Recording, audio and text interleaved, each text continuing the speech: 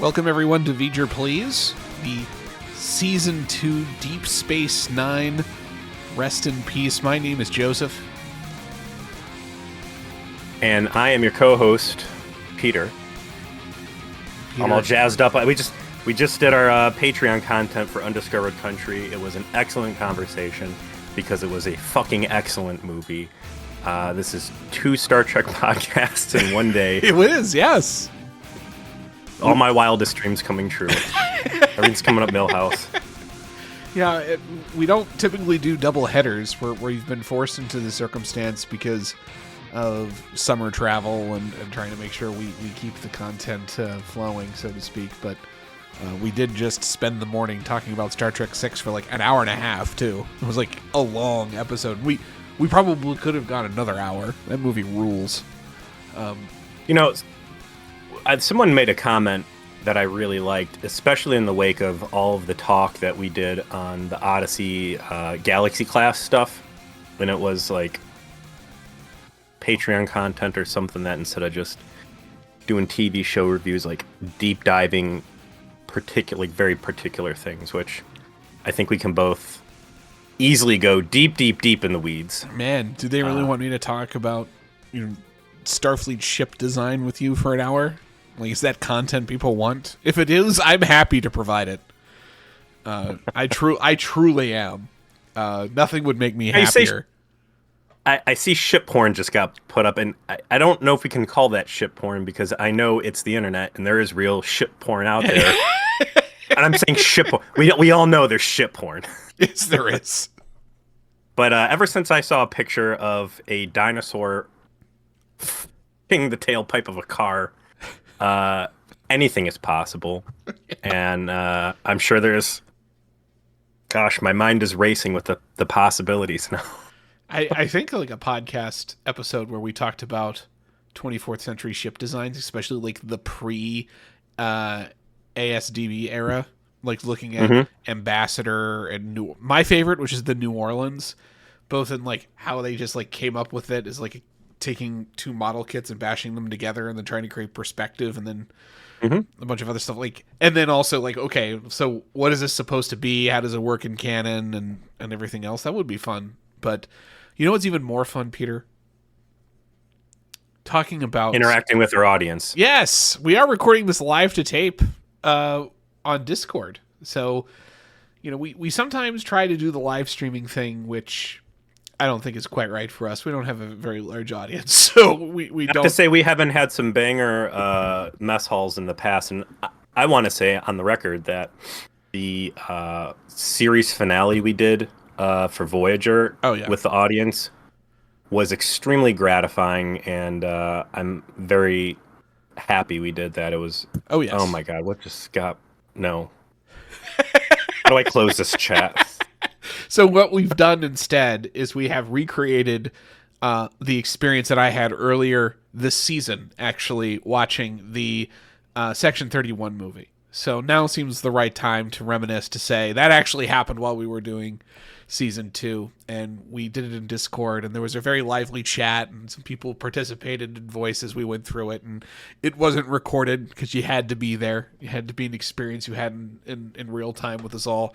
But it's like, well, what if we do that for the rip? What if we do it in Discord? We allow people to kind of filter in and do chat, and you and I might be the only ones talking, but everyone else will be able to send us what looks like a anime waifu next to the Enterprise E, just for you, Peter. No, that is the Enterprise E. Oh, as a waifu? Okay. Yeah, okay. I got it. No, I see it now. That's good. That's good. All right. not Closing a penguin. chat. Anyways. Yeah, you are banned. Not a penguin. But yes, the New Orleans is the one with the literal highlighters on the top. It's my favorite Star Trek ship for a lot of reasons. But anyway, we are here to talk about Deep Space Nine Season 2, which was awesome as well. Fantastic. And again, tying into Undiscovered Country. And for those, when's that going up? Sometime before I leave for Japan, so the next couple weeks. So by the time this one goes up, people should have a chance to... Yeah, around when this will be out. It'll be up soon. It's good. A big thrust of what Joe says in there is that Undiscovered Country really sets up the intense politics and real politics that DS9 fully realizes on. And I absolutely believe that statement. Seeing season 2 come to full fruition. Season 1 was great, right? Yeah. And it was great in its own regard. And as a Star Trek property, and I think if I were to go back and like name V'ger, please, something else, the podcast would be called Star Trek Season 1 is Always Bad. Deep Space Nine Season 1 was not bad. It was great. Mm-hmm. And as a Star Trek, it was phenomenal that they were able to find footing so quickly, make compelling characters, tell these great stories. And there was like some TNG holdover in there or whatever, right? But all in all, it was great. And all of that gets rolled into Season 2. So now you've got rock solid footing.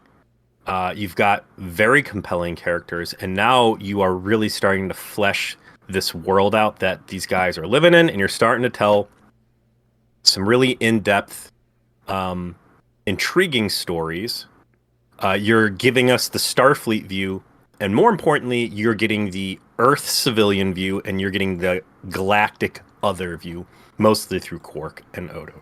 Yeah, you're getting civilians. You're getting the outside looking in. Someone pointed out in the not Peter part of the Discord that this isn't a spoiler, so I feel like I can share it, which is someone pointed out, like, first you made Peter go through Voyager and then Enterprise and then Deep Space Nine. That seems almost cruel that you made him wait this long to be able to experience Trek at its peak. And I was like, aha, no, you have found the meta plot of V'ger, please, that you will enjoy and appreciate Deep Space Nine even more as a consequence of really actually understanding the context of how good it is relative to everything else.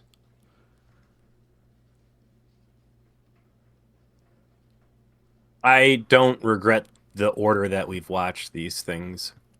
And yeah, the appreciation is certainly there. And also just the perspective, seeing Voyager and Enterprise came after.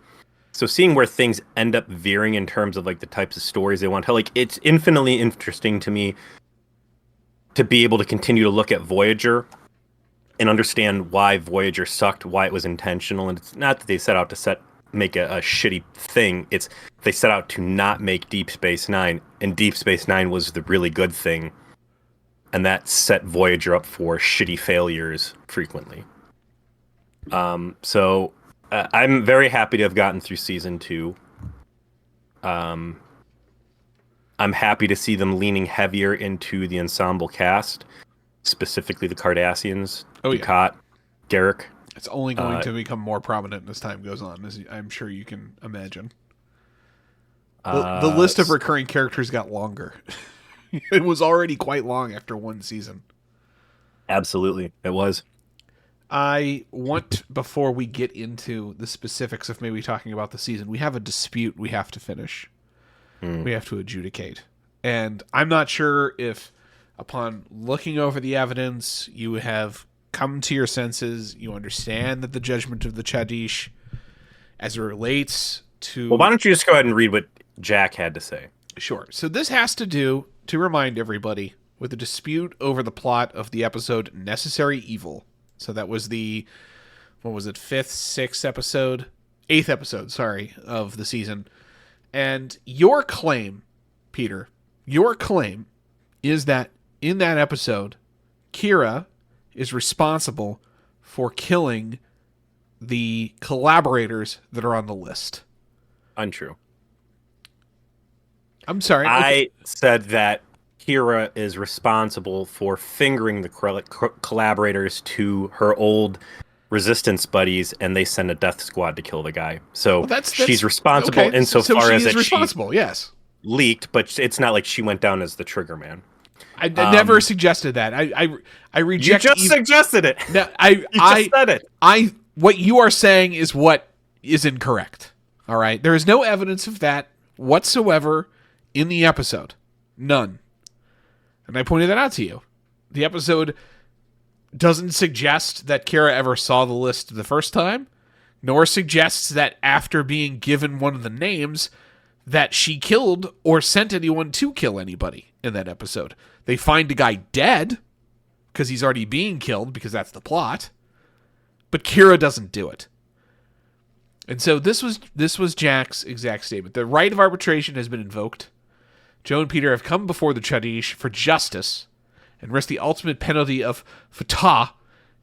In question is the final scene from Season 2, Episode 8, Necessary Evil, in which between Kira and Odo. Peter claims that in that scene, Odo confronts Kira with having handed over a list of Bajoran collaborators, resulting in their deaths by the Bajoran rebels. Peter is correct that her reason for being on Terraknor was an assignment from the rebels to find the list of Gul Dukat's collaborators. However, Kira never saw the list. He provides a screenshot of Kira noting that she never saw the list. When she was looking for it, Vatrick surprised her and she killed him. That final scene was largely about Odo putting the pieces together, finally solving the cold case of that murder that Kira is responsible for.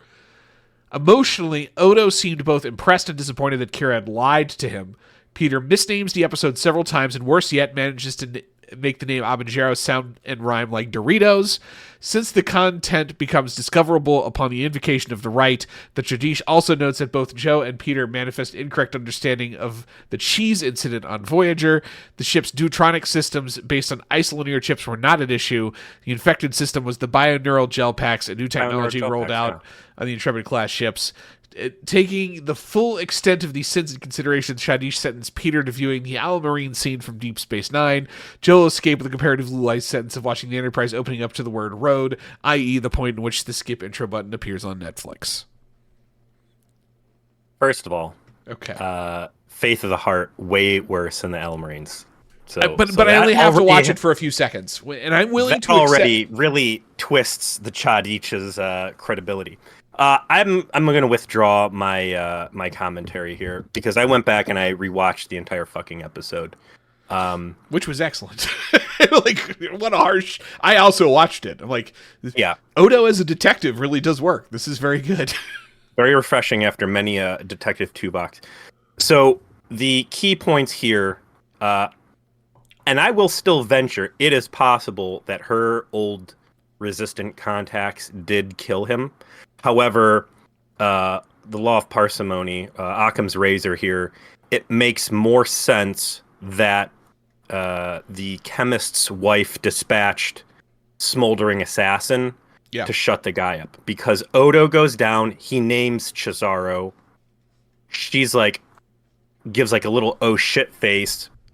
What do you want with him? And he's like, oh, I gotta have a conversation with him. And when he leaves, they do the classic Star Trek zoom in on squinty eyes while playing sinister music, which really is all we need right there. Right. And then Kira reports back like, well, we found this guy. Here's the guilty tell on him is that he's doing all this stuff with orphans. And turns out he was drowned, which I don't think if they're going in for death squatting him, they would have drowned him. Also, she's got enough authority that I think she would have had him dragged in front of a trial. Yes. And made an example of. It is absolutely what she... I mean, if she was going to do it, she would have done it, quote, legally, end quote. There was hunger for the death collaborators on Bajor in a legal fashion. They also never specifically charged the wife or even accused the assassin, but the entire death of Cesaro basically goes unnoted. They've got enough on Smoldering Assassin going after Quark that they don't really need to talk more about Cesaro. So I think there is a chance that maybe she did have some part in that guy getting zapped, but it makes more sense that Smoldering Assassin went after him. In watching all this again, though, I do see more problems with her behavior in that when Odo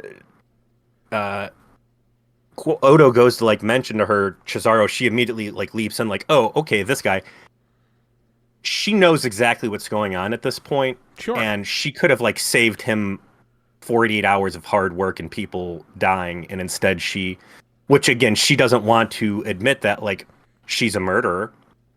She's a murderer, really, and she was also like Dukat's mistress. You know, like that's I don't what? The wife? No, I'm talking about Kira doesn't want to fess up and say, "Yeah, I killed that guy. I was there to find this list. Oh yeah, she's. I know exactly who it was."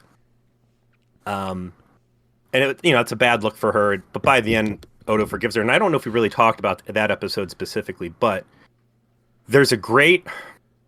The rewatch on this was all very good, and I'm glad that we had this argument just to drag me back into it. Right. He does specifically talk about like what is justice, this impulse from his species. He feels like it's a innate quality that they share, that it should be blind, it should show no loyalties, and that there's all these absolutes. And by the end, this dude's like straight up violating his own code of ethics to like condone her murder and look the other way. When there's enough other crimes that he has chased down from like the Cardassian days, that I think it's very clear that he considers his stint of law enforcement on Deep Space Nine to be a continuous arc from Cardassians to Starfleet. Yes. And that old cases are on the table. So like, this is absolutely him looking the other way on murder, specifically in the name of friendship. And we've talked a lot about like, what is Odo's true like alignment? What is his sense of justice? Is it like letter of the law? Is it the spirit? Is it something more guttural? So it's a very complicated episode, and I think they do a nice job of leaving him on uneven footing and her remorseful but like appreciative that they're able to move forward. And it also feeds into the later episode this season when Odo's dad shows up, and they have that dispute over the fact that, Odo is this unique being in the universe and he's chosen to be a mall cop. And his dad sees that as a sort of kind of strange distraction on what he could be doing, and truly fulfilling his ambition. His potential. And he seems attracted to this, and he doesn't quite understand why, because he's still really theorizing in a lot of ways about his own existence. And it's all very cool, all very interesting. But in the end, Chadish was correct to punish you. And are you going to accept his punishment? Yeah, I mean, I'll go back and watch him skip around and play hopscotch. All right. Okay, so we have settled the dispute of the Chadish. I did not have to a few good menu and try to get you to bait you into admitting you ordered the code red. I'm grateful for that. And we can now move on with the true program this evening, and that is providing our end of season awards while we provide some overall color commentary on Deep Space Nine Season 2. So what do you think? You ready? I'm ready. I'm ready. My take on Season 2 of Deep Space Nine is that this is where the show really gets understands its own identity. It becomes confident in itself. It rectifies the problems from the first season, i.e., too much TNG hangover combined with not necessarily knowing what to do with all their characters yet. That's all done. That's all fixed by the end of this end of this season, right? Dax was a huge weakness in season 1. They didn't know what to do with her. She isn't well defined. Terry Farrell wasn't very good at playing her yet. Dax is awesome in this season. She has great episodes. Not at first. We do have a bit of a false start, but by the time we get to Blood Oath, we know who Dax is, and we're invested in her character.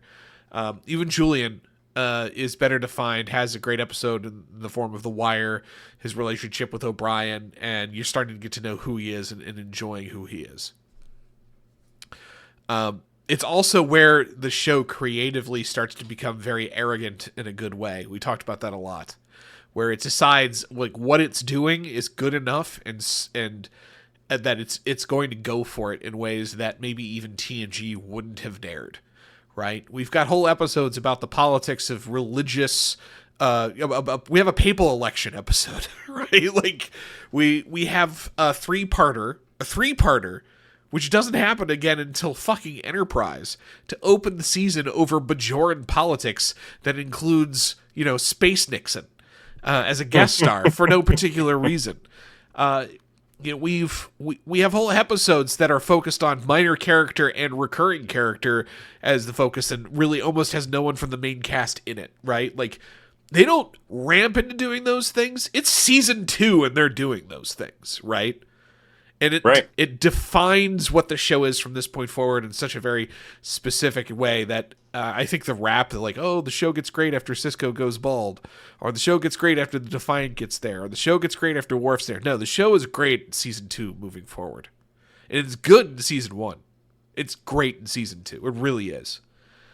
So that's my spiel. Match is largely yours, and with that in mind, I'm happy to start going through some of our awards. I'm ready for awards as well. That's what the people are here, which we've got pretty, A decent amount of you. There's 6 to 7 of you just hanging out. I think this it. format's a nice hybrid for these rips. It feels intimate. It feels cozy. You know, everyone feels like they're in their happy space. We went through section 31 together here, Peter. You don't understand. But this is a word format. I feel like this is a local Peabody Awards over by Ramada Inn by the airport. I mean, it's like the VW after the VFW after everyone gets back from Iraq. You know, like we all did Section 31 together, and after that, what can truly scare us? So, best episodes of the season. Would you like to start, Peter? What's your top 3? See, best episodes. Yeah, what's your top 3? With an honorable mention. I'm going to honorable mention crossover. Okay. The Mirror Universe stuff is always fun. But the other 3 are doing a lot of world and lore building. And I know there's a lot of Mirror Universe stuff, and that Mirror Universe episode, crossover, does a lot to build the world over there, but you're going to get more utility out of these other episodes. It's still a pleasant distraction. Even though it has continuity, it's a side quest for sure. Absolutely. I'm going to go with The Wire, and I'll let you do the majority of the ranting on that, because I'm sure that's going to be on your list. Of course. Maquis Part 2, which... I'm surprised by that, actually. I'm surprised. Because Calvin... What's his name? Calvin Hudson? Calvin Hudson, yeah. Such a fucking clown, and the guy just stinks the whole thing up. But it's such good Ducat that it just stands out. And, the Maquis are going to be this big deal. As a framing device, it's good. Cisco brings the heat in his scenes. And the buddy cop Ducat Cisco matchup, it's just too good. And then by the way, rules of Chad, acquisition. keep giving us your top 3. I like this. But Yeah. Okay. I mean, I think what you said, like Calvin Hudson just fucks the whole thing up, prevents it from being in my top 3. But I will still agree with you. Like it is like premium Ducat content, and it is very watchable because of that. It's amazing. And then rules of acquisition, and that's the one with Pell, right? Yeah. That's the one with the bondage clowns. Yes. That's the first introduction to the name Dominion. And really a nice look at the competency of the Ferengi in terms of the Nagus wheeling and dealing. These Ferengi episodes, they're played for laughs, but I think, again, being able to view the Federation, Alpha Beta Quadrant, politics through a third party, especially one that's invested in not equalitarian standards and aspirations, is a really cool lens. Yeah, it had Zach in it too. Like, it had a lot of friendly content. Yeah. You get Armin Shimmerman a lot of camera time. He's gonna fucking cook, and the actress that portrayed Pell fucking kills in it too. So it was an underdog going in. We've had a lot of conversations that have linked back to that. It's a great look for Quark. So it's excellent world building. It's excellent character building. And I really took a lot away from it, and I was happy to put that in my top 3. Okay. All right. Well, mine is very different yet reminiscent. But before I give them, I want to shout out our chat. So, Not a Penguin is going with The Wire, Necessary Evil, and Tribunal, which I don't Necessary Evil and Tribunal are not on our lists, but I would say I totally understand their inclusions. We've got Necessary Evil, Whispers, and The Wire. Whispers is an odd choice, Norman, but to each his own. We've got... The cool thing about Whispers, too, is it's a great look at a main character dying, even though it's not a main character, but for all intents and purposes, it was a real O'Brien. And being able to tell that story without having to, like, it was all a dream or... I mean, it was a good episode. It's like, I guess that's a good point. This isn't a season where there's going to be a lot of good episodes that I don't think we're going to necessarily touch upon very much in this rip, but are very good. And Whispers is probably one I wouldn't have never have brought up in this rip without it being brought up. And it's one of Norman's top 3. Like, and I get it. Like, it's a great O'Brien episode. It's another example of him carrying a whole dramatic 45 minutes in season 2, which I think we're going to get to who is the main character of Deep Space Nine and talk a bit more about that. But I love that. J84, we've got The Wire, Jem'Hadar Maquis Part 2. And then we've got somebody else came in with Jem'Hadar, Necessary Evil, and Crossover. Blood Oath being the honorable mention. So, love it. Thank you very much for everybody's input. Mine are The Wire, kind of the consensus best pick for best episode of the season for most people, on also one of the top episodes of Deep Space Nine as a whole. Not hard to see why when you watch it. It's just a dramatic tour de force in terms of its acting and really Andy Robinson showing up and establishing Garrick as a character that is going to be a major part of Deep Space Nine moving forward, and something very unlike any other Trek character we've seen before. It introduces the Obsidian Order for the first time, and Obsidian Inebrian Tane, and becomes a recurring character down the road. It's all very important both to the lore of the show, the overall meta plot of the show, and specifically to one of its key characters, who isn't even a main cast character, and beloved, I think, for good reason, and frankly does a huge amount to make you like Julian Bashir, which I think is also critical for it, because he had really floundered as a character until that. So my number one, and I don't think it's close. My second is Blood Oath.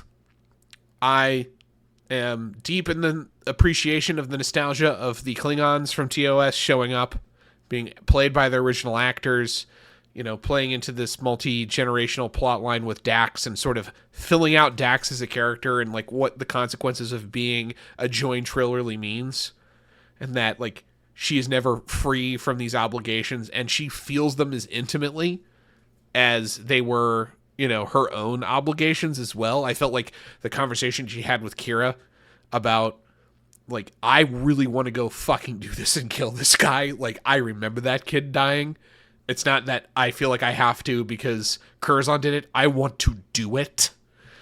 I absolutely love that. And I think that the fact that the episode ends with this kind of ambiguity of her showing back up and having committed some murders, and Kira and Cisco kind of being standoffish with her was just a nice... It's a very DS9 way of putting it, right? This isn't how it would have gone in TNG. This is a different way of doing business. We do business a little different here in the gas stations. And I don't want to spoil anything in the future, but I'm going to revisit that episode down the line when things develop with Jadzia and the people in her life, because I feel like it's why she winds up where she winds up as a character before she winds up off the show. And lastly, I picked a Ferengi episode. I picked a Quark main character episode. I just picked the other one. I picked Profit and Loss, where his Cardassian girlfriend comes to visit, and he gets involved in all of the political affairs of a Cardassian dissident. I really had that moment of okay, do I pick Profit and Loss or do I pick Rules of Acquisition? For a lot of the reasons you were talking about, Rules of Acquisition is an excellent choice, but I feel Profit and Loss is better while it has a goofy ass, ridiculous ass, stupid ending Terrible. with Garrick just 360 no scoping a gull and no one caring in the airlock with the disintegration button. Quark and his desperate, genuine love for this woman and how it motivates him to do things he wouldn't otherwise do, up to and including his throwing his entire life away. It helps establish him as a good guy character, like as a protagonist, Mm-hmm. Yeah, and then that's present as well with Bell. And it is because he stands up to Zek and he throws away some things to do the right thing by her. But like in Profit and Loss, it feels like I really got behind. Like Quark is actually a good guy. He's just willing to do dirt when he doesn't feel like there's any downstream consequences for doing so. But there's no real malice in this man. And I think of him as the romantic lead, and he has actual real good chemistry with the guest star, and in a way that I enjoyed, and the fact that they were able to make a romance plot work with these two characters who are in pounds of makeup to me is also quite impressive. Yeah. So Yeah. I think you could probably hot swap between the two. It's like which Quark focused episode is in your top 3. I don't think you pick both, but you pick one. And I like that we picked... I picked the one that doesn't have a terrible ending. That just ramrods. Yeah, but I picked the one that doesn't have the weird hobo clowns in it. So, the bondage clowns are excellent. I had enough of those in Voyager. My honorable mention is The Collaborator, actually. So, love all of the religion plot, obviously, on Bajor. Sorry, guilty as charged. Religion shows up, I'm horny for it. And I also love Kai Wynn as a villain, and it's a great, very subtle, very adult, very allowing the audience to have to interpret what's happening, because I think a lot of our episode was me just pontificating about what did Vedic Bareilles' dreams mean, and the show doesn't fucking tell you at all. You have to figure it out for yourself, and I live for that. I give it minus 20 DKP because everything about Kira and Vedic Bareilles' relationship is so without passion or credibility that I will never really understand why they tried to make that happen. But as a dramatic presentation, as an example of Kai Wynn being the worst and really trying to allow the audience to figure out what the fuck the prophets are really about and how they're communicating through these orbs and what it is Vedic Bareilles was supposed to get out of all of that, I just loved it. So, no chemistry. There was more moments with Paris and Torres, as we talked about in the episode. Well put, Norman. Very true. But yeah, Wynn is so incredibly hateable. I always love anything she's in. So, let's do worst. Let's transition to the bad, because there was some shit. There wasn't though, man. And like, I want to give you the breakdown. I came out of season 2 with. I had 5 great. So again, we're going bad, meh, good, great. Okay. Oh, there's trash in there too. There's so few trash, I almost missed it. I went with 5 great, 12 good, 6 meh, 2 bad, and I only really called 1 episode trash. Okay. So identifying these 3 were easy because that's my 1 trash and 2 bad. Okay. I'm interested in what your greats were before we get to that. My greats: The Circle, Rules of Acquisition, Maquis Part 2, The Wire crossover. Interesting. And so The Circle was the one you hadn't mentioned. And I didn't mention either the opening trilogy, which were fantastic. Mm-hmm. Fantastic episodes. Really like tied up a lot of like the Bajoran plotline from season 1 and sort of like that instability of their government in a nice way. So I had you do the worst first. I'll do the worst first this time. And I see Chad is going with their options as well. I'll let you review those as I go through this. Mine are Rivals. I will hate that episode fucking forever. It sucks. No. It absolutely sucks. It doesn't. Chat back me on this. None of it is is anywhere near adequately explained. The one shot villain is bullshit. The resolving it is just let's go down and shoot it. It's a waste of fucking time. It's an episode Quark can't even save. It is so obviously the worst episode of the season. I'm shocked you would act like it isn't. You know, I think chat's gonna back me up. They might not have backed me up on Voyage Home, but they're gonna back me up on this. 2 and 3 is gonna be somewhat similar, I think, between us. It's Shadowplay and Sanctuary in that order. Shadowplay being the episode where you know, we go on a pointless adventure in the Gamma Quadrant with holograms, and Sanctuary being the one where a bunch of space undocumented immigrants show up demanding to be put on an M-class planet to do farming and decide it has to be Bajor, and then are kind of angry when for no justifiable reason when they're told no and given a whole planet for themselves instead.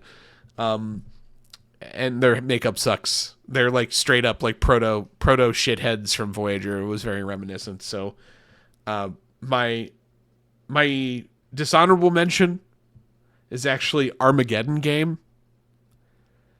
So that's the bioweapon disposal episode where it's the big Bashir O'Brien get to be friends thing. I will save my comments for later on in the episode, and you and I know what award we'll be talking about with that one. So absolutely. So what does our chat have as their worst episodes? Well, let me give you mine before, because I touch on Brian's, which is the important one. I picked Sanctuary, and I think I actually called Sanctuary my trash episode for this one. Yeah. The chickenpox people were miserable. The current day political messaging was blatant. And I think they did everything remarkably within their power. Unsympathetic towards the figures. I think, and that's it. They sabotage it. Like there's a good message in there, and they make it impossible to arrive at the conclusion the message wants because these guys are just fucking trash. They have not just like, oh, you know, their skin color is wrong, or they have this background. Like all acts they take are ignorant, hostile, ungrateful. Half of this weird sexist dynamic that they're in, and like, I'm not going to spend too much time on it because you can go back and listen to our episode. I think we cover all of our bases great there, but it's this preposterous. The whole fucking thing sucks. It's bad, and I'm very happy that DS9 is at a place that Star Trek is in a place where there's only one episode for out of an entire season I would call straight up trash. That I would never. I guess I would watch. I mean, it's not a time waster. Quark's performance in it is notable good because he's again posed to be the asshole, right? And like you sit there and you're like, the guy's talking like good. Like there's some. Again, even this thing, I'm sitting here shitting on it, is still better than a lot of Voyager episodes and a lot of Enterprise episodes. Yeah, I mean, compare this to season 2. Rip for Enterprise, and I guarantee you it would be night and day. Like, I think Sanctuary would rank in the middle of season 2 of Enterprise easily. Yeah. Easily. The story was bad. It's not necessarily performances or act or other things that bad. It's just it's poorly written. They frame these guys the wrong way, and they're trying to play a sympathy card where it's impossible to give it. Shadowplay is actually more the episode where there's bad acting, if you want to be honest. It's those older actors that are just not dealing on this concept at all. Don't care. Those guys were checked out. Holograms or horograms, whatever he called it, calls her the wrong name. Just bad acting. Like, it's cool conceptually. It's frustrating to watch, again, people talking about the Dominion and how both of these episodes, Sanctuary and Shadowplay, Dominion is featured with big red flags and fireworks of these guys are bad guys. This is a fucking problem. Nobody ever asks a single follow-up question, which is infuriating. Sanctuary is... I'm sorry, Shadowplay, it's just bad acting by the majority of those people. The girl from Isabella was all right. Odo does some great growth and like fleshing him out. Agreed. And of course, it's interesting to watch Jadzia really care about Hologram's feelings when you can contrast that to Janeway, who was just ruthless with the Doctor. Whatever. And then we got Meloria, which was the ADHD, or yeah, ADHD, right? What the lady who was whose bones were like always breaking or something? Yeah, the American Disability, Mr. Glass. whatever. Yeah. Yeah, the real nightmare is O'Brien trying to make Deep Space Nine ADA compliant. Yeah. Yeah, like the impossible task of making a Cardassian death trap ADA compliant. There's interesting parts in there. I really enjoy the buffoon sequence at the end where Quark's the guy that was there to kill. That was the one the shooter is known to authority. Yes. I guess like that's why I couldn't put it in my bottom 3. Like, yes, does all the Bashir Melora stuff just come off as just stupid? Yes. But the Quark subplot is actually a lot of fun. I even remember that too. Yeah. Like, what does he see in her? Why are we establishing this? You can't tell a love story where you sit and can credibly ask, why is this happening? What does he like about her? And then the big turn at the end where this lady has been nothing but like, I can do this. Accessibility is great, but I want to be out in the stars. I want to explore. I want to push myself. I want to see strange new worlds. And then all of that is within her grasp. And all of a sudden she gets homesick and decides that she doesn't want this revolutionary change that can open every door for her. And she's going to run home. And also she's Superman now. She's immune to bullets. It's interesting because like Melora is like a prototype for an episode where they like run this entire concept back. They do it better the second time, but like it's like they're like, oh man, if we're gonna do this, we should probably do this in a way that doesn't beclown our own idea. I agree, it's not great, but I would say Rivals is so much worse. Rivals is it's an not active that's waste of time. I don't see anybody in chat backing you at all. That's not true. Right, Rivals is on some people's lists here. I'm Where? looking through. Not a Penguin says Rivals is certainly one of DS9's episodes. All right, so looking at people's bottom 3s, Norman has it. Norman's got me. No one else is giving like a full top 3. We're mostly just talking about individual episodes. You got Norman, that's it. So, I do, and you know what? I've got Norman, and Norman, you're the best now. You're on my side. You're great. Overall, nowhere near the amount of bad that the other Star Treks have given us. So, great season 2, and any of these I would be happy to watch before, even like the mid stuff was good. Thinking of what was it? What was Ops of Rage? What was that episode named? Invasive Procedures. Invasive Procedures, like which is a mostly kind of like meh episode. Aside from the fight, which we'll get to. I'd still think that's perfectly fine. It was a perfectly fine episode of Star Trek. I called it good, and I thought it did a great job world building out the Trill. So, what do we think of these characters so far? Who worked well in season 2? Who needs work? And this is where I said this was a question we asked in season 1. So I feel like everything is now better established. Dax is the most improved. I think Julian still needs work. I still think they haven't. It's obvious they don't know what to do with him until they make him an augment. It's like they did the augment thing because they're like, oh yeah, that's it. That's going to be his fucking thing. Like they just don't know what to do with his ass. Aside from B. O'Brien's weird best friend and Garrick's friend. I like him. I mean, I'm happy they put more work in on him, but he is currently functioning as an excellent foil to other stronger characters. But that means he doesn't have a lot. Yeah, he doesn't have a lot to himself, though. He really exists in contrast for others. And that's fine. I mean, there's a lot of good characters out there that exist as contrast. I mean, take Superman. Superman's only interesting when he's compared up against other when he's not in his own book. I love him as the contrast to O'Brien, to see, like, what does the privileged officer class look like by comparison. Their Armageddon game is flawed, not because of their performance or anything, but like, pairing them together, talk about like officers are anti-marriage for reasons. They understand what they're signing up for.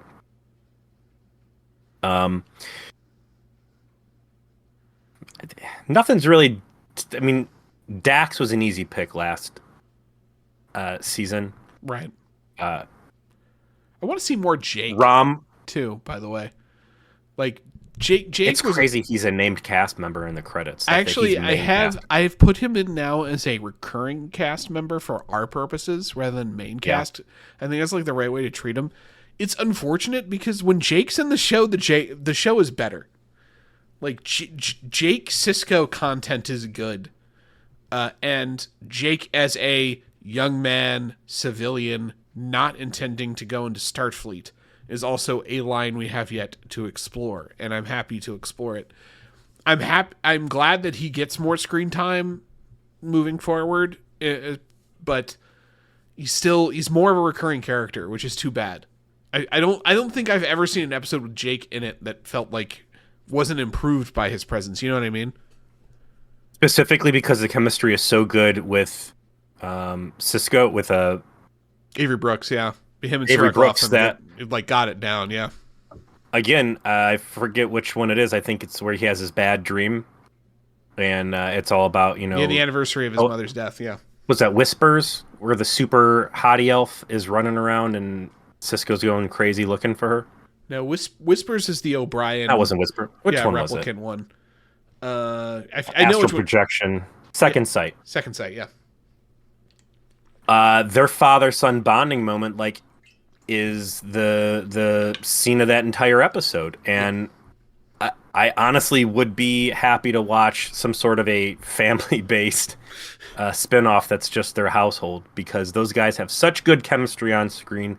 They sell the family. They sell the family in the 24th century, and it is a great place to be for Star Trek, because it's not something you've really gotten a lot of up to this point. Yeah, Sarah Lawson's only in 71 episodes of the show, which isn't like a small amount, but Nog's in 45. So like he's more of a recurring character. But is the ensemble cast approach working? I just put yeah. Do we need to discuss this? I think we can knock that one off the list from this point forward.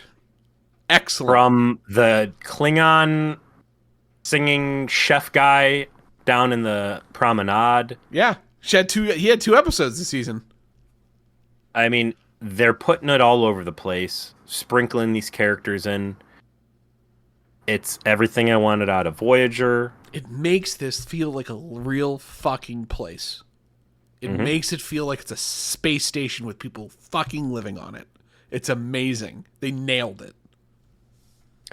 It is rewarding to people watching this stuff for real.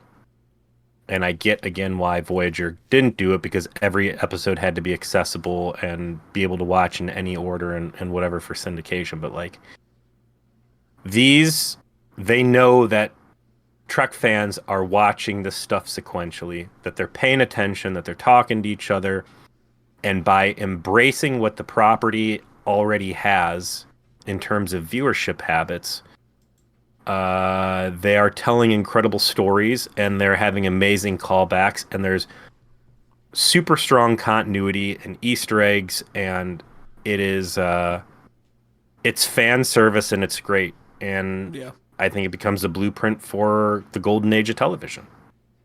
This is crazy. I think you're how right that is, especially when you think of the name Ronald D. Moore, and that his actual show that he makes after this really is the beginning of the golden age of television, or one of the foundational stones of the golden age of television. So I think you say that with correct historic context.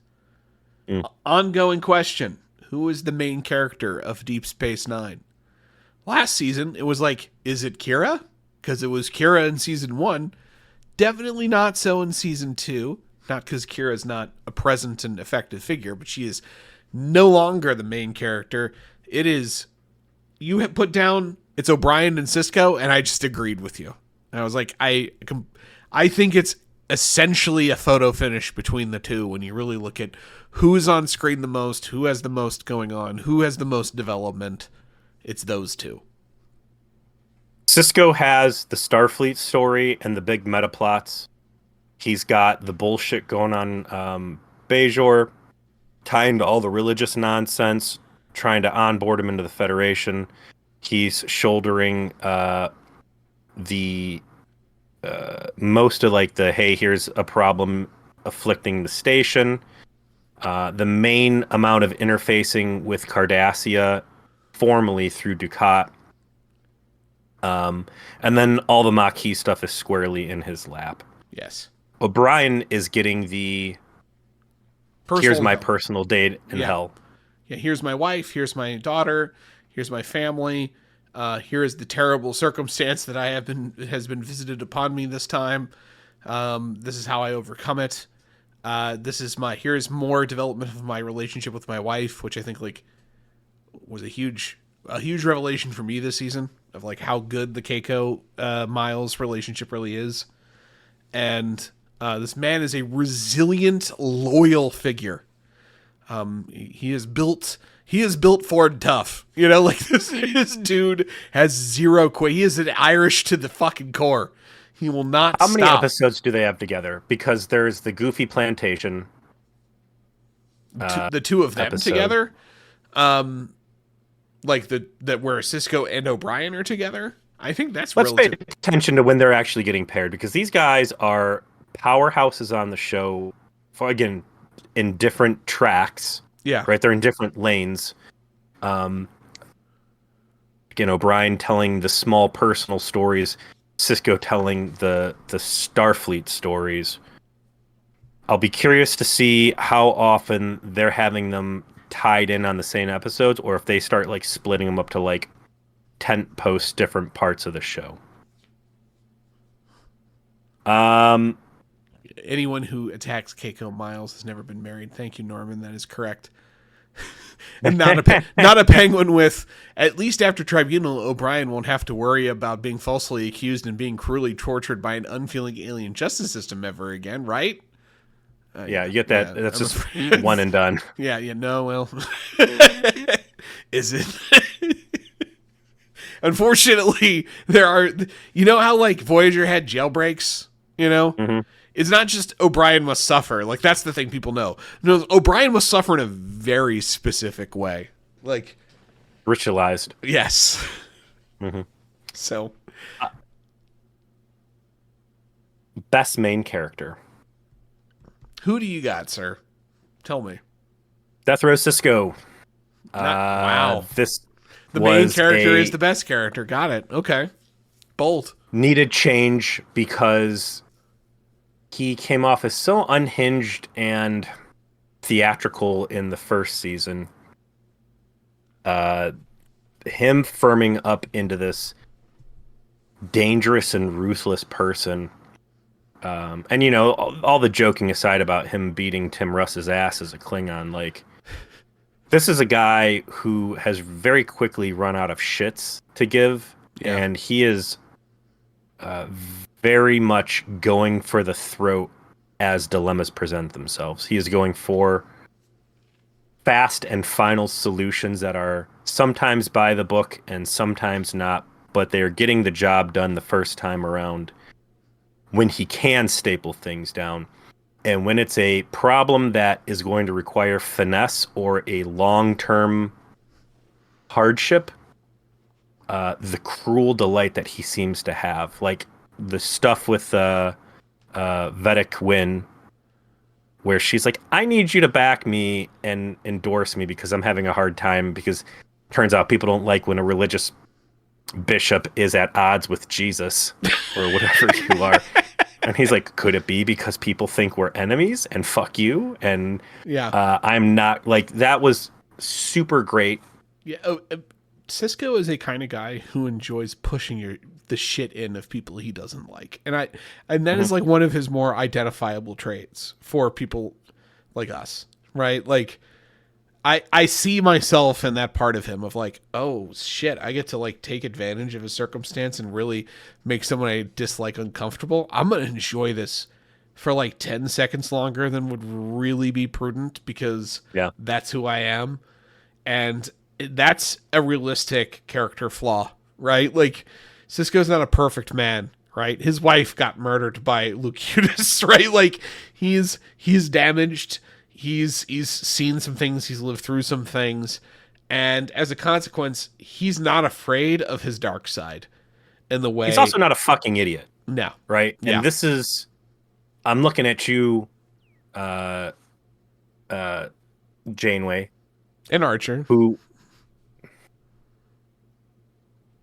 Archer was a bitch Archer and was a a man bitch. child. Yeah, Janeway was just flat out stupid so many times to the detriment of the character that like she came off as like being a villain more often than not. Like you can't look at what Cisco's doing. You can say like, man, that wasn't the nice way, or that's not the way I would do it, but you can't say that was dumb and it didn't get the job done. Like Janeway just fucked so many situations up needlessly and made life harder and worse and more dangerous. Um, Cisco's putting out a real strong leadership vibe that, again, you can debate, but it's getting the job done, and they're solid solutions, and that's very interesting as we've talked about Voyager and Enterprise and Next Gen, like what the captain represents in terms of the theme overall for the series, and like that was the real hard part for Enterprise was just yeah. what the fuck is Archer supposed to be? And because they Yeah, couldn't lock down what Archer was, they couldn't lock down what the series was. and And yeah, it too little, too floundered. late when they finally figured out what he was supposed to be, and it wasn't even the Yeah. actor's fault. They just didn't write him well. Not Yep. so here. Chad has some excellent input here. Now instead of unhinged and theatrical, he's unhinged and lethal. That's great. Boy, I can't decide between Cisco, Quark, and Kira. I know how much better Cisco gets. It'll make Unhinged in season 2 like season 1 Archer. Also true. Like, you've only sampled a piece of his power. Not a penguin. Quote, we're not leaving until every Federation self-sealing stem bolt is out of the station. We will fight anybody who tries to make us leave before that. From the open. Yeah, like, Cisco, definitely a good choice. He's not my choice, though, Peter. My choice for best main character was Quark. I think Quark got multiple good episodes. And more than that, though, he is literally fantastic in every scene he's in. He makes bad episodes good. He makes bad episodes tolerable. He makes mid episodes good. He is amazing in everything that he is in this season, and I am giving him the nod. I know that going into the future, there's not going to be as much opportunity probably to give him this recognition. So if there's a season that's Quark's, I think it's this one. And he is Armin Shimmerman. I am appreciating him so much more in this rewatch. Like how good an actor he really is, that he is able to portray a character that feels so well defined. So like you know who the fuck this guy is. It feels like he's been playing him for 15 years.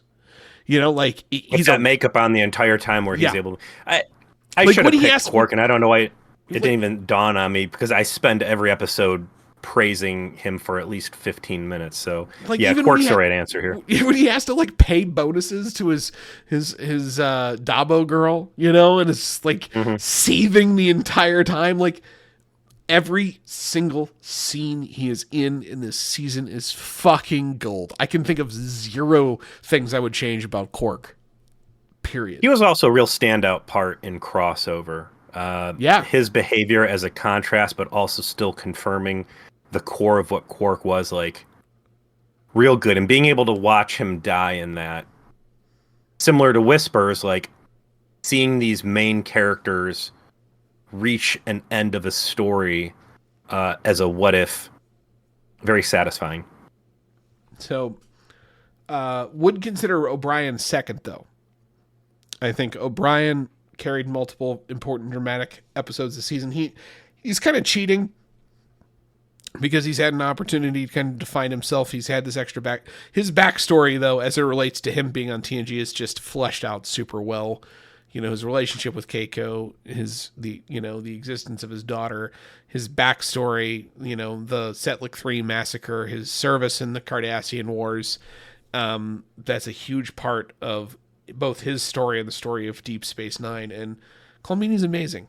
He authentically feels like that guy, right? Like that. When I talk like the actors on this show really make you feel like these characters are real. They are textured. You absolutely believe them in those roles. Even Bashir, like who I consider the weakest, even at this point, they feel like real lived-in people. But O'Brien most out of all of them. So I would have put him second, but Quark's easy for me. This is his season, and he is the best main character, I think, by a lot. Worst, I put Bashir. He's improved, so worst is relative. He would have been like top 3 character. He would have possibly been the best character of Enterprise season 2. I feel like he's just well behind everybody else in terms of development. I think they just don't quite know what to do with his background. I don't think they figured that out until season 5, basically. He was annoying at times, particularly early on with Melora and all of that. But The Wire helped a lot. The Wire, him going and saying, I'm going to take a fucking space Winnebago to go bang on the door of the head of the Cardassian CIA because fuck this, I'm saving my friend. That helps you appreciate him more. But he's definitely still the worst. And I think like almost we should retire worst because it's going to be him for a long time. It's going to just be him over and over again until you get to season 5 and then it's more of a competition. Who'd you pick? For me, worst, I had to go with Dax again. Really? They have improved surprised. her as a character, but the writers continue to treat her as the pretty girl. And, we had that whole conversation in Blood Oath, like, they're not giving her agency. She needs Kira Nerys in the scene to hold her hand before she can make real big girl decisions. And even in Blood Oath, where she's like, I'm going to go and help kill this guy, there she is with her batleth, and this guy's neck is wedged in there. The albino fucking sucks. He's right up there with the skin flakes people of like, there's no way to like this guy. He is bad. And then this guy is like actively a criminal and a child murdering piece of shit war criminal. And even then, she can't kill him. It's got to be the man to come in and make the choice and stab him in the back and do it. And until... I feel like, especially in her own episodes, until she can actually have real agency, like this political real talk TV show that Deep Space Nine is, where heavy stuff is happening, like she can't seal the deal, man. She's sticking out like a sore thumb. I think she has agency in playing God specifically. I mean that's the episode when she's got the mentee. I think that episode helps a lot in establishing her as an authoritative figure. But I think like she becomes who she is, which is, kind of an imp, right? Like she is the trickster spirit. She very much embodies that. And yeah, like maybe she needed to have her handheld to go commit murder or whatever. But, and I agree there's a certain lack needs of her agency. handheld for everything. And right there, look, J Minor 81. Dax gets great when she gets a cool boyfriend. She's an accessory. She's not a character. That changes a lot. But I think that as a character, she is much better defined. She is much better used, and her scenes are better than Bashir. Like, I would agree she's second worst, but relatively speaking, are you really saying Bashir is better? I will admit there are no bad characters on Deep Space Nine, if we're being real. Bashir is inoffensive, and at this point, I'm offended that they won't let her be a big girl. They won't let her We disagree, but I'll grant it. have hands on the steering wheel and actually change things. And the mentorship program or whatever, that playing God, like, that is such a problem riddled episode that it does her no favors, because I don't like the guest actor that's playing the mentor or the mentee. She needs him to fly through the minefield and, like, basically do the thing to save the day. It's her idea, but she needs someone to handhold her through it. And ultimately, It's her trying to guide the guy into, like, doing something proactive. Like, that's not I don't her. care. It's her episode, and again, she's got hampered agency. And the main agency she does show is a contender for the weakest shit award, which is, here's this thing that is going to represent the death of all life, and it will grow infinitely until it has replaced this universe with it. And we're going to go put it back where we found it. Sorry, Gamma Quadrant. Sorry, Dominion. Sorry, Alpha and Beta and all the other quadrants, because this thing's going to fucking replace you too. I would say maybe we should expand this to recurring characters so we could just pick Belial. That might be the better choice. Yeah. So we have something here of gave Sisko best run for his money. Here's the problem with that. The answer is always going to be Ducat. Like, so maybe this shouldn't be an award. Like, Ducat is amazing. He always gives Sisko run for his money when he shows up. Always matches his energy. Kira, obviously, you could say the same thing for, to a degree. But it's like, we should probably move this one off stage, right? Like, the people who will compete with Benjamin Sisko on stage are going to be Gul Dukat and Major Kira, and that is it. Yeah, at the same time, the reason why we considered this award initially is specifically because of you calling out the plantation owner cult lady. So maybe we need to rework it and say what guest actor was actually able to bring the heat against him. No regulars, no recurring. We've got to boil it down to what guest actor can rise to the occasion of actually acting against Avery Brooks.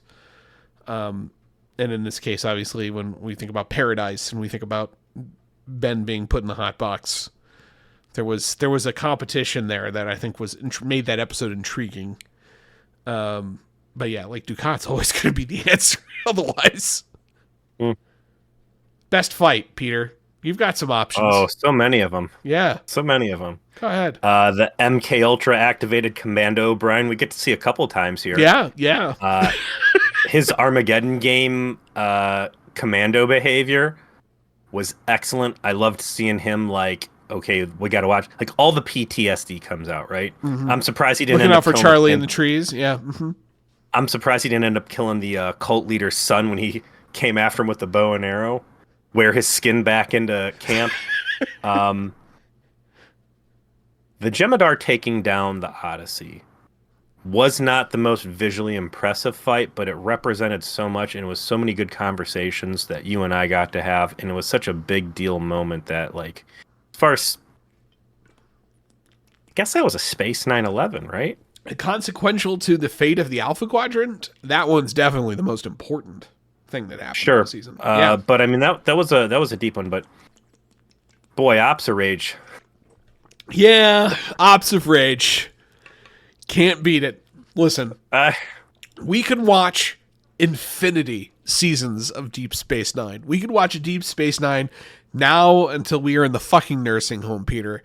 And nothing, and I do mean nothing, will ever beat watching the muscle Klingon from Star Trek V, who is the stunt double, put an absolute beating on Kira Nerys that she will remember for the rest of her life, all in parallel to Sisko soloing Tim Russ as a Klingon.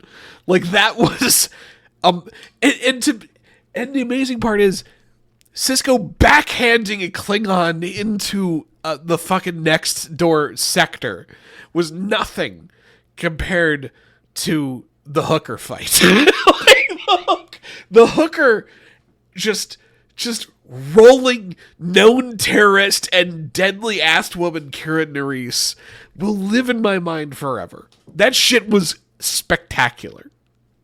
Yeah. But yeah, Well, in case you don't know, and you'll find out if you're listening to this on the podcast feed, turns out we unlocked some secret knowledge when we watched Star Trek V, and that the stunt performer from that episode was actually played a conspicuously muscled Klingon lady in Star Trek. In Star Trek V was the stunt double for the hooker in invasive procedures. So it was very unfair for Kira. In a way, she was like fighting someone twice her size, and probably could bench press me. And but still, amazing work, amazing. let's give a quick shout out here to Ducat getting kidnapped and deciding that he was going to leave the chat there and just walk out and get shot in the back in the most dignified. Standing on business, I believe that's called. Dignified way to lose a fight possible. Agreed.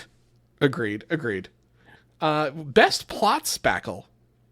Well, this is a fun one. Spackle's a new term that you've brought in, and spackle is the minor effort that the writers put in to just explain something away, so you don't see the seams in the plot and sit there and run your finger and your tongue along this crevice that becomes an unbridgeable gap. They just threw enough in there that you could go, well, that's good enough, and I can continue watching this science fiction show where people are moving faster than light and materializing through thin air. And you had two really good options here. So you've got Quark losing his love because of identity theft.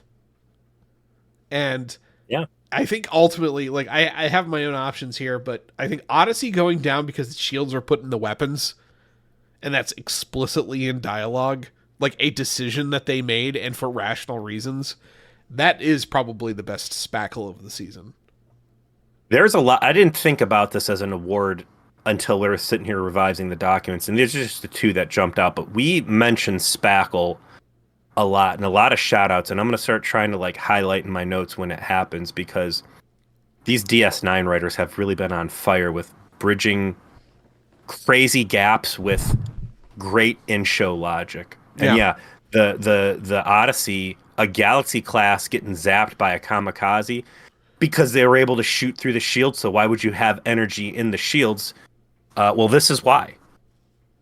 Because apparently shields would have still stopped ships from flying in there, hitting your star drive and blowing your ass up. So rip. I put in the, like, Ducat hiring Odo because he needed plausible deniability for banging the dead guy's wife. Mm-hmm. Was good. And then Ducat's rant about Cardassian justice turning into a whole ass episode like 3 weeks later.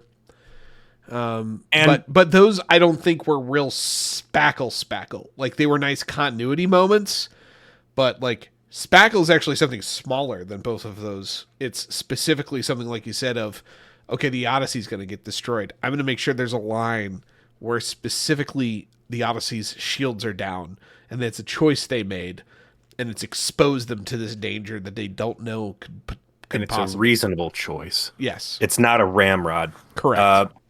Brian rightfully also calling out the decision to dump the civilians off. Yes. Which has our episode. We haven't put up the Maquis or the Jemadar yet, have we? Yeah, we did on Thursday. Oh, okay. So everybody heard the big long conversation on that one. Best recurring character is next. Season 2 options: Nog, Rom, Garrick. We'll talk about him in a second because we might have a change, and we might have to make a systemic change. Vedic / Kai Wynn, Vedic Barile, Nagus Zek, Ducat, same caveat as Garrick, Kor, the Klingon, Jake, I think is better seen as a recurring character, Odo's dad, Keiko, Nibri, and Tane. We, I think, are in the same thought process here. We have to retire Garrick and Ducat from this, otherwise they'll win every season. Impossible to vote for anybody else. Correct. And it's not because these other people aren't doing a great job. It's just that they're so much above everyone else that it's like... It's because Garrick might as well be Jason Voorhees, and Ducat is Freddy Krueger, and they're just fucking killing everything that they're in. So if we are going to we're going to say Ducat and Garrick, they've evolved into birds. They live in their own world. We love them, obviously. But if we're going to take recurring characters that aren't them, who is your favorite? I'm gonna go with one because I know you're gonna take the other one. Odo's dad, because Odo is such a fascinating character with such a fascinating backstory.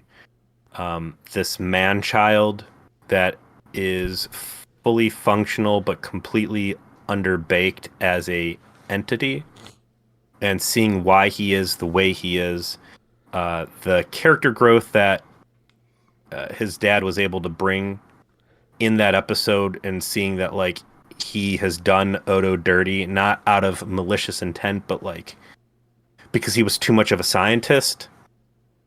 I know he has more episodes, right? Yes. So I'm looking forward to see where he goes from there. They left him in a really great spot, and in that episode specifically, nobody ever checks him and like gives him like, "Hey man, you're a problem and you need to change your ways." Like he comes to the conclusion on his own, and I'm happy to see a Bajoran character that isn't just like palm glued to the forehead, like, "Oh, the occupation, woe is me." Like, I'm a science dude, and I've got a slightly different viewpoint on some stuff.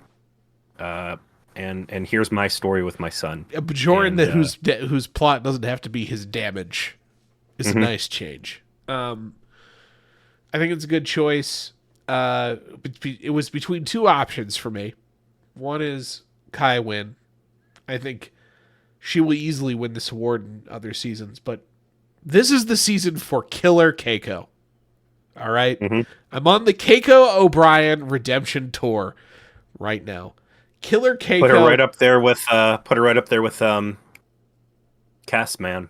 Yes, like absolutely. Like Killer Keiko has been defamed by Star Trek fans, okay? You're hearing it from me. She has to deal in this season with not one, but two dramatic Cisco comes to tell her husband has died scenes. That she has to actually come back on top and say, oh, I'm sorry, three. Three dramatic my husband has died scenes, okay? And she has to deal with these circumstances. And when she does, there is zero quit in Keiko O'Brien. There is zero give in Keiko O'Brien. She is a woman of steel, okay? She's the one saying, no, my husband isn't dead. He doesn't drink coffee. You're just fucking wrong. Yeah, and she's wrong about that, but it just still doesn't matter. She's like, nah, bitch. Nah, Benjamin Sisko, you're wrong about that. And Sisko's got to be like, hey, your husband may be a fake replicant or something. She's like, that's fine. I'll deal with that. I'll make sure I handle the circumstances while you find my real husband. And then when he gets kidnapped by the fucking Cardassians, when they're supposed to go to some pleasure fuck palace, wherever, at some lagoon somewhere, she's like, you know what you're gonna do, Benjamin Sisko? You're gonna get my fucking husband back. I don't care how many Cardassians you gotta kill. You know how many Cardassians my husband has killed? You can at least match his effort. Aren't you supposed to be the commander around here? I fucking love Keiko O'Brien. And I love her for one specific scene. It's in that goddamn goofy-ass racquetball episode where, Yes. where O'Brien is working so hard to try and find a way to beat this doctor who's better than him in every possible way. And he's like super focused, and she is there, she is supporting him, and she's like, you're going to do this, you're going to be great, and win or lose, I'm going to fuck you. And it's like, you are the best wife ever, Keiko O'Brien, you're amazing. She is the best recurring character in the episode. Yeah, and you need this, and that's why I'm here. In a gas station that is trying to kill us with the space butthole of doom over there, like, you need a friend. I recognize what's going on, and I'm going to engineer this friendship from my end and encourage this because I see what is good for you and for this family. Great point by Doug. Every O'Brien Suffers episode is also a Kiko Suffers episode. True. And that's a nice 1-2 punch because it's not just him getting his fingernails pulled out or whatever is going on. you're watching her go through it. And again, a little bit of spackle here. She came off the Enterprise.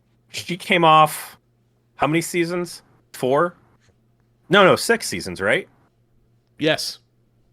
5 seasons. 6 years 5 on the seasons. Enterprise. Yeah. 5 years on the Enterprise of dealing with all the bullshit over there. Like, she is seasoned in terms of dealing with. She even before she met turned into or a kid. She had to have a Worf deliver her baby in the turbo lift. Like, And she it's was not a like real figure O'Brien- in all of their bullshit. O'Brien didn't drag her into this lifestyle. She was already on the Enterprise. She was already experiencing space dilemmas for her own decisions of being there, and she happened to meet him in this. So this is like a relationship forged in fire. Great pick. She was also one of my alternate picks. Overall, everybody you put in that best recurring character, awesome. There's no scrubs in there. Again, the antithesis of Voyager that had 0 secondary cast, and even when they were handed cool characters, would shit the bed and like fucking kill them off or write them off or just fly away from them. So very happy to see hard hitters in the wings ready to go at a moment's notice for any of these episodes. Yeah, and it's like in the future, I'm looking at this list, I'm like, Nog is going to have his moments. Rom is going to have his moments. Jake, like, that's somebody you have to consider for this. Like, it's so cool that this might be the hardest choice we have to make every year. Yep. Best one-shot-ish character, so multiple appearances in one season is fine, but, like, pretty contained. Lots of options here. Pell, Gullivac, Gull Disposable, Cal Hudson, the Cult Plantation leader, Kang and Koloth, technically, because Core does actually end up being a recurring character, Replicant O'Brien, Captain Coig, and basically the Odyssey as a whole. Both of Quark's girlfriends, actually, ultimately. Space Nixon. I picked Space Nixon. I think that Minister Jaro is the best one shot. I think he's not only because he's portrayed by a literal Oscar-winning actor, but he adds a lot of flavor to the concept of Bajoran government, that like where a lot of these guys are coming from. He's a believable villain in that he wants power and he's a fundamentalist, but he's not like a black-hearted villain. When he finds out the Cardassians are behind what he's doing, he basically self-immolates willingly. Though his dirty deals with Vedic Wynn at the time were amazing. I think all of those episodes work really well and set off the season and put the show on the initiative because of him. And he did it because his kids like Star Trek and didn't even take credit. I mean, he's not feasible for a long-term character, but it would have been cool to see the government get overthrown by someone who is better and also arguably worse. And the kiss of death for his character and why that compatibility couldn't be there was that there was this xenophobic thread because of the occupation tainting Bajorans against foreign influences, and he wanted to see Starfleet gone. Right. And I thought that, we said, had that not been there, had he not been, everybody get the fuck off Bajor in a week or you're going to be shot, he is absolutely a better option than the provisional government. Provisional government sucks. He's a realistic option, and his objections make sense. Like, he's a villain whose motivation I can identify with. I can understand and appreciate. He's wrong, but not wrong in a sense where I feel like there's something dramatically villainous about him, And yep. That's the best place for your antagonist to live, is that he is the bad guy, but you can understand where he came from, and ultimately he quite honorably follows on his sword when it was revealed, like, oh shit, I have been involved with people that I didn't want to be involved with. This is just over now. My options are horny. Yes, and I appreciate that. That's very on brand for you. Second Sight, Space Elf Lady. Again, I think it's probably the most attractive person I've seen on Star Trek as a whole. She is something else. She is a very attractive lady. Fucking hot, and I'm glad that she got paired in with like the side check stuff. It's which her eyes. I don't. He wasn't on this list. Everything about her is attractive, but her eyes.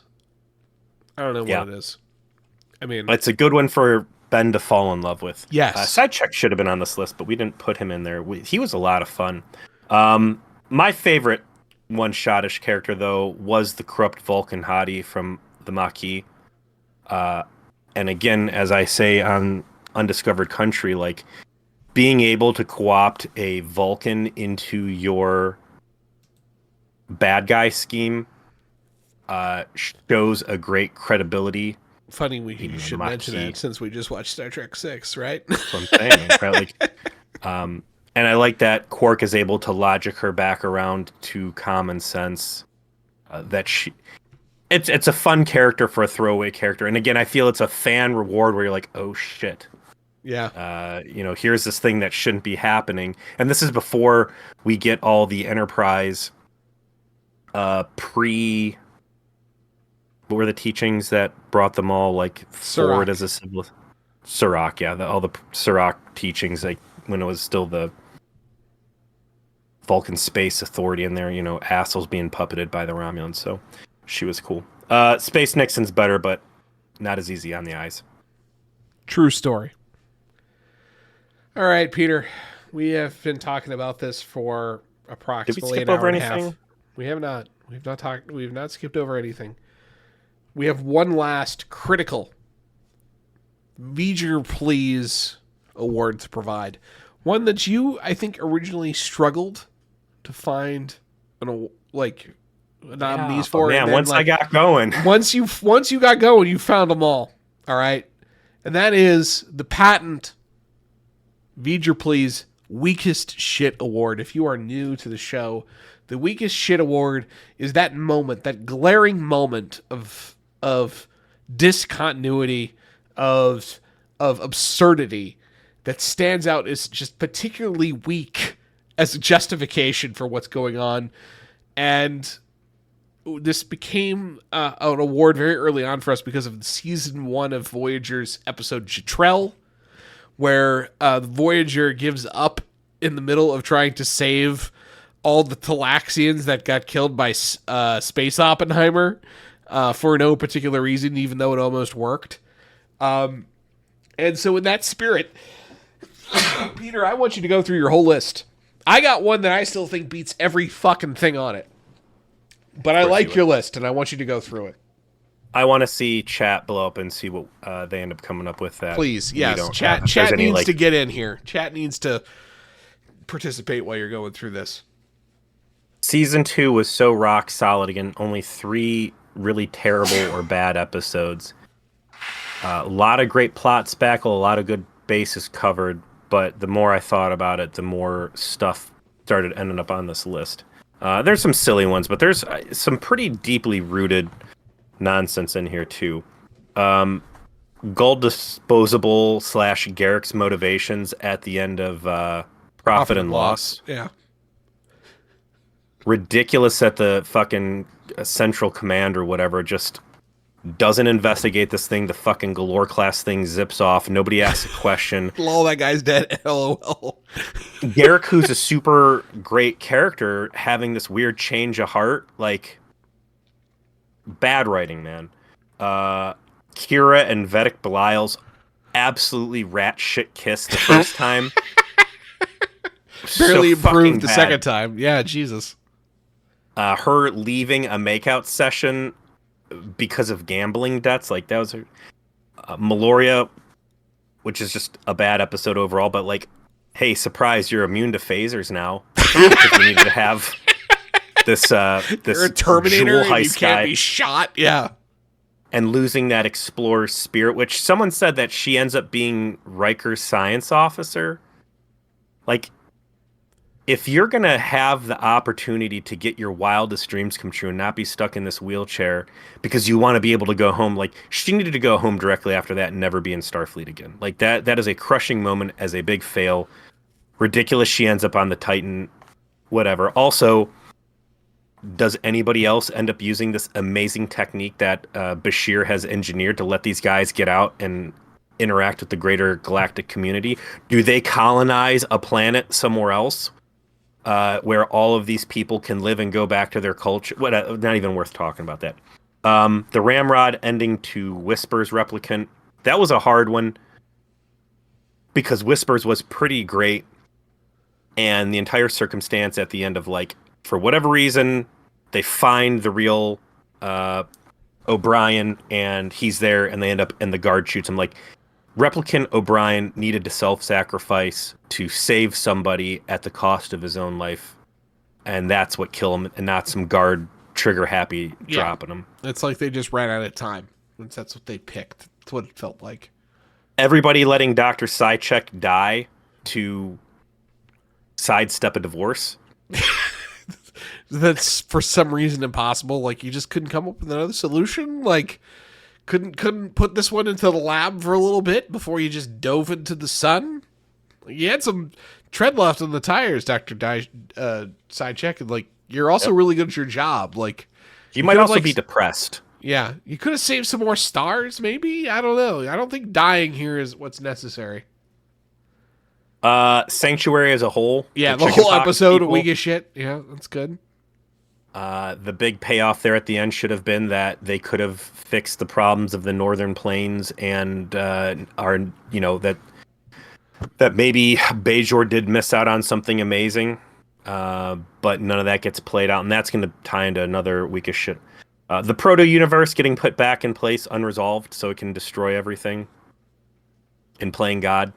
Awful. Starfleet decision there that will definitely come back to haunt them. Or Absolutely. Should have. Yes. Here are the heavy hitters, though, and I don't believe that yours is able to overcome this one, Joe. The first is the Maquis, conceptually. You might be right about that. I might not be able to beat. We spent 20 minutes talking about how the weakest shit of all of Deep Space Nine might be the underexplained existence of the Maquis. The inability of Star Trek to truly articulate why it is these people don't just fucking leave. You got kids. You care so much about the kids and the Cardassian boogeymen stalking them that you're willing to go blow up a civilian transport and start being a terrorist. But you're not willing to move. Yeah, and you're not from here, brother. Like, you're all from fucking Norway or some shit. And you don't have religion as your crutch. Religion or a corrupt government that was unwilling to cooperate with the Federation because it didn't want to lose its petty power and fuck the civilian population into staying there, and their only option now is to radicalize. And neither of those are done, and instead you have a bunch of dummies needlessly exposing themselves to misery and willing to become terrorists over it. And it fucking sucks, and the only option that we as viewers have is to just ignore that. And that is a tragedy, because there's a right way to do it, and we casually came up with it. I don't know what the hell was going on at that writer's room that this didn't stick out like a fucking sore thumb, but there it is. You got the Bajoran Woe economy. Yeah, Bajor, a planet that is both devastated and beautiful. The Bajoran Woe economy is, we don't have enough power. We're going to frack the moon. We don't have enough farmland. People will starve. We don't have enough blankets. We need Quark to arrange corrupt racquetball matches. We don't have... we are in the middle of a famine. These issues that become pillars of the episode that get resolved to no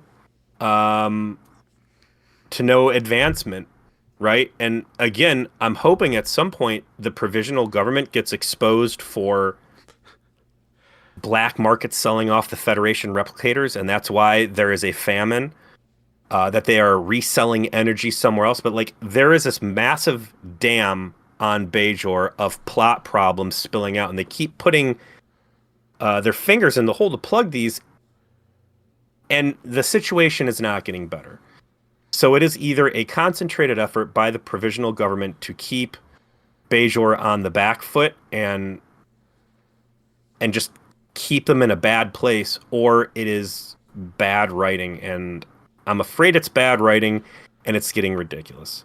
Yeah, they're just not doing enough to flesh out the context, which is very actually peculiar for Deep Space Nine, a show that otherwise is doing a great job at that. But when it comes to Bajor specifically, they wanted to create it as a destitute, poor place, and at the same time capable of doing things that it otherwise shouldn't be capable of if the other things are true. If this is a place that can't feed itself and shelter itself, why are they making a colony in the Gamma Quadrant? Like, you can't do both. Mm-hmm. And it just feels underbaked and pretty weak. So very appropriate. And then your last one here was Joe Fub. What do you mean by that? Yeah, the weakest shit of season 2 is you not putting the Mirror Universe soundtrack in front of Cross. Okay, fair. Okay. No, you know what? Unlike you, I'll accept judgment for my failures. I accepted my judgment. Yeah, after you denied it for weeks, but okay. All right. There's one thing here you haven't mentioned. And I referenced this much earlier in our episode. And I do think that this should compete for weakest shit. The entire motivation of both alien races in the Armageddon game might be among the most absolutely fucking asinine shit I have ever seen in an episode of Star Trek. These guys' fucking plan was to assassinate 2 Starfleet officers because they were subjected to seeing technology that to them is actually not all that advanced and not all of that interesting. And they think they're just going to get away with assassinating these 2. And when it becomes known that these 2 Starfleet officers have lived and their plan has failed, these guys' plan is like, wait, we'll assassinate more Starfleet officers. That clearly will make it so that this problem will go away. Add more murder. I don't think that there's a single circumstance within the season where logic so completely breaks down as in the episode of Armageddon game.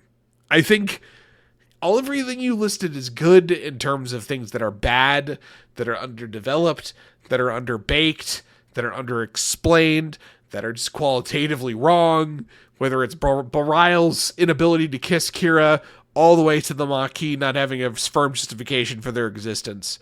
But the active reasoning that is present in the episode Armageddon game for these aliens, that like, we're going to totally kill O'Brien and Bashir, and then we're going to get away with that, and we're totally going to deceive the Federation because we don't want them to see technology that they're not impressed by.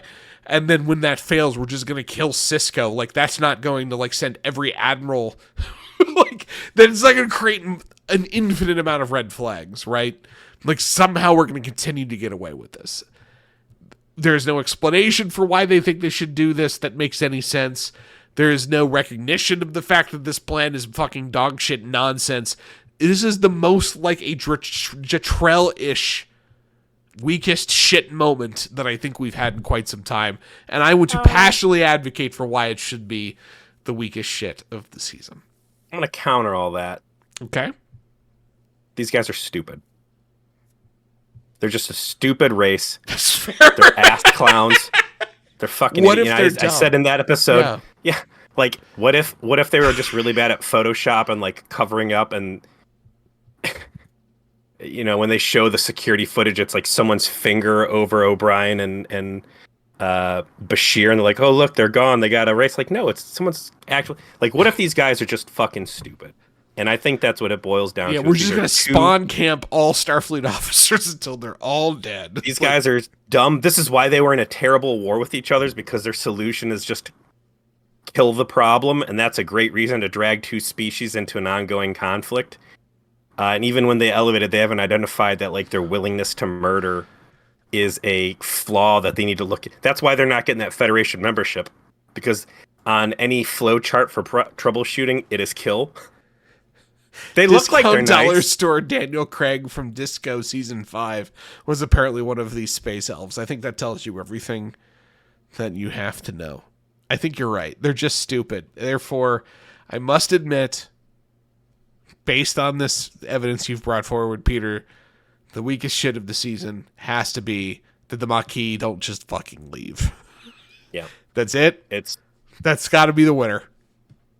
That, and again, I don't sleep on the Bajoran woe economy. Too many of these plots are going into there's a major problem that we have to address on Bajor with infrastructure or logistics for food, medicine, whatever. And it's stuff that can't exist when there's replicators and fission and this other stuff. And massive steps they're taking where they're fracking the moon for power or this and that. And then they don't come back around. It's just Bajorn is this plot.